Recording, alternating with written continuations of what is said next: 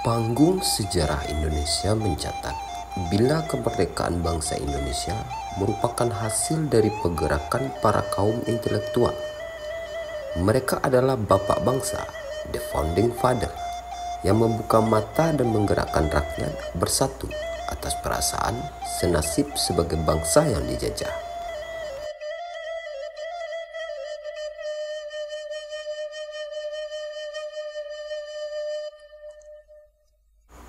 Terdapat adagium yang dikemukakan Winston Churchill, "History has been written by the victor." Sejarah ditulis oleh para pemenang. Namun dalam konteks kemerdekaan Indonesia, perlu ditegaskan bila sejarah kemerdekaan Indonesia faktanya dicapai atas kontribusi besar para bapak bangsa yang sebagian besar merupakan intelektual dan cendekiawan asal Minang. Bahkan hingga masa revolusi dan Orde Lama, sayangnya tidak ada satupun dari mereka yang menduduki kursi kepresidenan yang selalu didaulat oleh Jawa sentris. Selanjutnya, memasuki babak Orde Baru, kelahiran para intelektual dan tokoh Minang dengan seolah meredup, baik di panggung politik maupun pergerakan.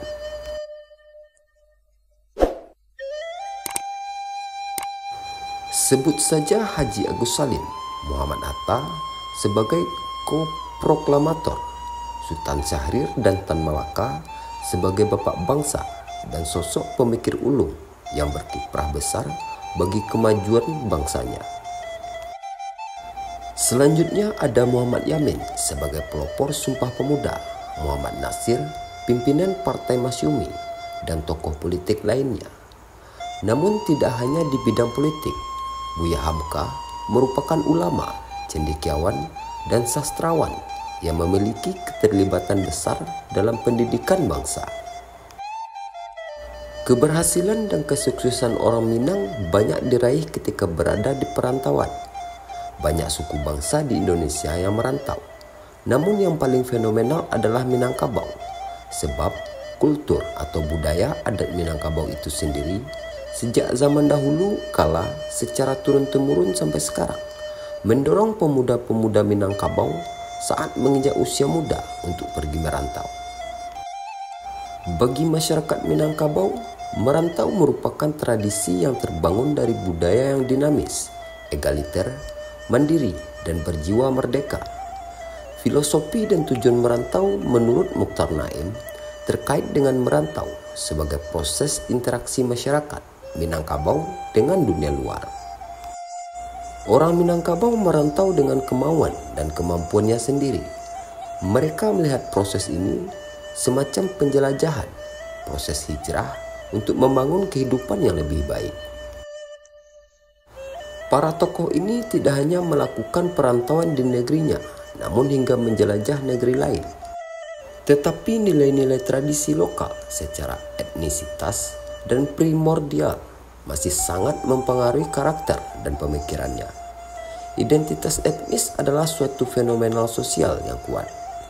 Hal ini menyangkut perasaan, di mana orang tersentuh atas cara yang khas.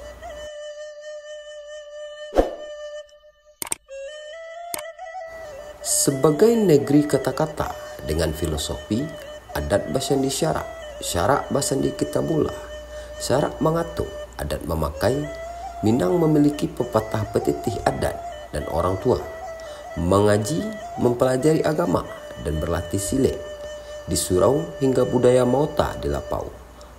Aktivitas budaya ini melatih untuk berbicara dan beradu argumentasi hingga berpidato. Meskipun merantau semakin membukakan mata mereka dalam pemikiran secara menyeluruh, dalam berwacana dan berdialektika dengan dunia luar, namun konstruksi identitas sebagai orang Minang selalu disematkan dan tertanam.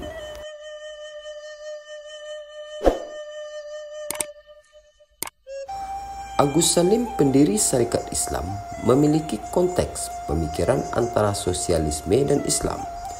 Meskipun dekat dengan kekuasaan, kehidupannya jauh dari kemewahan, bahkan semboyan hidupnya selalu berpegang pada la ilaha ta'ala semua demi Allah. Selanjutnya, demokrasi sosial yang dikemukakan Muhammad Atta merupakan dua hal yang tidak dapat dipisahkan antara demokrasi politik dan demokrasi ekonomi. Sultan Syahrir dengan politik diplomasi dan Tan Malaka sebagai orang pertama yang menulis konsep Republik Indonesia melintas antar benua untuk memperjuangkan nasib bangsanya. Dalam pidatonya, kata Kongres Komunis Internasional keempat pada tanggal 12 November 1922 menyoal komunisme dan pan-islamisme, Tan mengatakan, "Ya, saya katakan, ketika saya berdiri di depan Tuhan saya adalah seorang muslim. Tapi ketika saya berdiri di depan banyak orang, saya bukan seorang muslim. Karena Tuhan mengatakan bahwa banyak iblis di antara banyak manusia."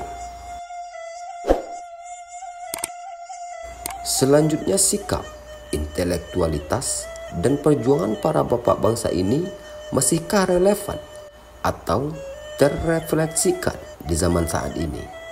Masihkah dapat terlahir para tokoh Minang yang baru di balik gerusan zaman dan modernisasi yang menghanyutkan dengan penjajahan gaya baru, selain kekuasaan dan politik yang ditunggangi kepentingan?